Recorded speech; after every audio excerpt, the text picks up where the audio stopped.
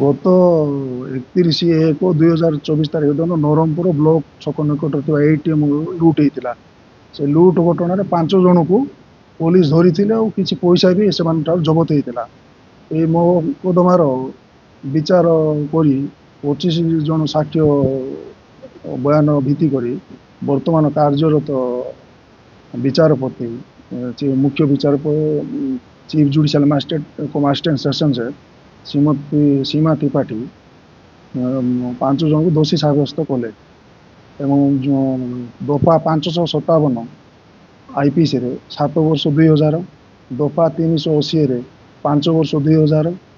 दफा 436 रे 3 वर्ष 2000 आउ पीडीपीपी एक्ट धारा 4 प्रकार 4 वर्ष 2000 अनादेय 2000 प्रत्येक दफारे अधिक 4 मास जेल जी 5 जन जाक दोषी प्रेजेंट थे दोषा सजा हवा समय पुलिस कस्टडी को ना पुलिस कस्टडी को ना